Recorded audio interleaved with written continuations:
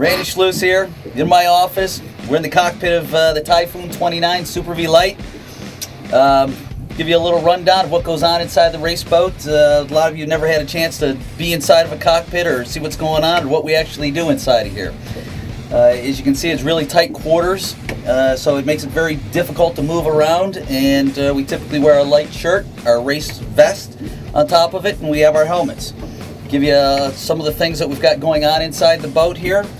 We've got our throttles. There's two guys inside the boat. I throttle the boat. We have a driver who drives the boat and steers it. My job is to throttle on the side, is the control of the boat, the attitude of the boat, where to put the trim tabs, and to be watching the gauges and monitoring that, while the driver, he steers it around the course and makes sure we hit the marks that are on the course. I have my throttle set up to the right side of me, my shifter to the right side of me as well, and that's going to control the speed and how fast and slow we want to go. Some of the other things we have on my left hand over here, I've got a trim where I trim the boat, and the trim of the boat is where the drive goes up and down on the back. The higher you trim it up, the faster you go, but the looser you get. So you got to find a happy medium on there. When I'm trimming the boat and working my tabs, which are the two paddles on the back of the boat, I've got gauges on my dashboard, and I've got marks on there which show me what's at neutral, and the trick to that is not to be dragging anything. If you're dragging tabs or you're in a negative position on your drive, you're going slower. So the setup of the boat is critical to get that at least at even and trimmed up a bit more for your maximum speed. That's the even mark on my drive. This is the even mark on my tabs. The higher the tabs are up, the further the tabs are out of the water in the back. Same with the drive. If the drive is up here, it means the drive's in. When I start raising the drive up, the line goes down. The maximum we want to be probably is around this 5 mark. Anything above that, we're getting really squirrely. The RPMs will go up, but our speed will drop off. I'm monitoring all my speed by a GPS system, which tells us within 1/10 of a mile an hour. If I'm going down a straightaway, I'm actually trimming the boat up, down, finding that sweet spot of where I need to be for maximum speed and RPM. So the combination of those and the combination of this gives me my maximum speed. When you see us racing down the course and you see the boats going side to side, we're going rail to rail, it's called chine walking. Chine walking is something, it's a necessity that if you're chine walking, you're going fast, it's hard to get that thing reeled back in, but that's where you're right at your peak speed before you're starting to lose it. So it's kind of finding that just a bit of the edge. Other things that we have in our boat, we've got a ballast tank over here, so in rough water, if we want to take on water to fill the tank, we pull on the knob or push it out, and what that does is it takes outside water and it puts it in a tank, in a storage tank in the front of the boat. What we're actually doing is we're putting weight in the front of the boat so we can still run at full speed, not dragging tabs, and not going into negative drive. By doing that, we're maximizing our speed of going into the forward direction. Taking turns, same type thing. You know, you can't carry a lot of water in the front of your boat, or you can actually start stuffing the front in through turns. So there's a lot of technical stuff going on. My gauges, I've got emergency lights going on up here. We've got a radio communication for me and the driver, and ship to shore with a VHF.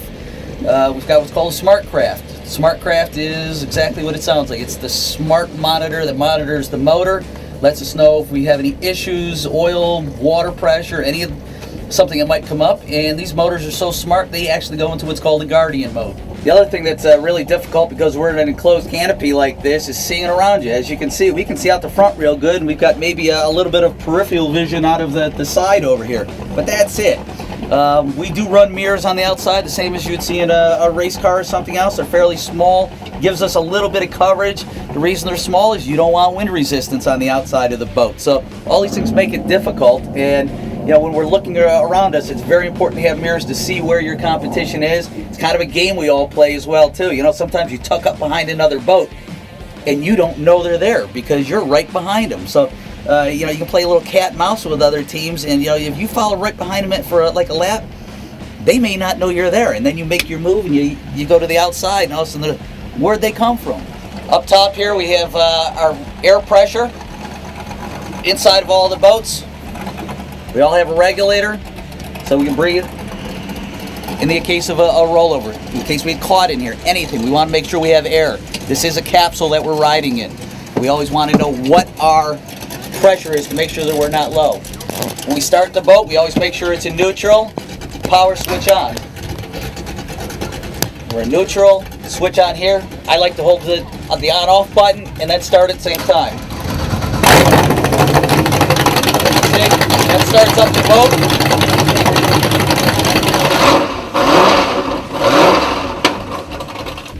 The other thing inside these boats, as technically advanced as they are, we still to count laps. A huge thing that goes on with counting laps. People pull tape, and every time we go by and we do a lap, we take a piece of tape off, we move it down to another section.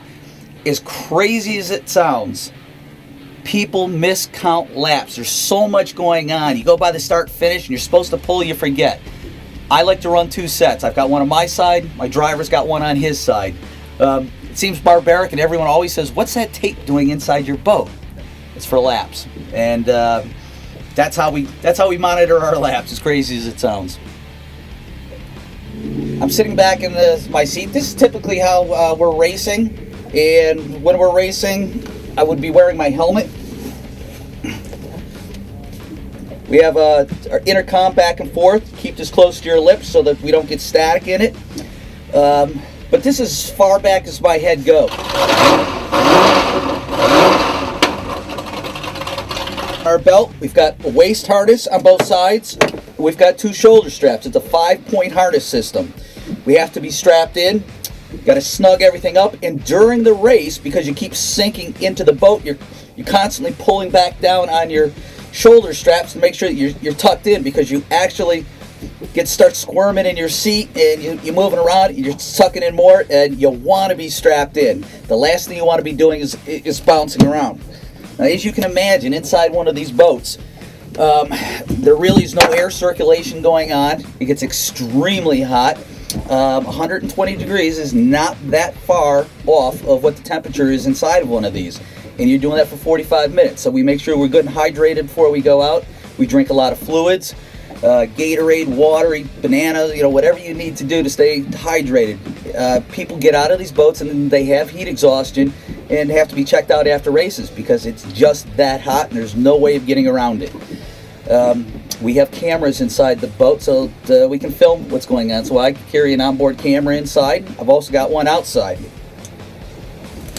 Over here we've got God forbid something happen, we've got a knife to cut our straps to get in and out of the boat. More controls over here for the tabs. Different guys set up their boats a little bit differently. What's comfortable for them. This just happens to be what my comfort zone is and how I like to race my boat, where I feel the most comfortable. Because if you're not comfortable in your boat and your seat's wrong, your throttle's not in the right position, that all equates to seconds. And it's all about a second here, a second there that makes a difference between winning and losing in these boats. And they are a handful. And I know it looks real easy from the shore because I've watched all the films. And it's like, boy, that's easy. Why didn't they go to the inside? Why didn't they go to the outside?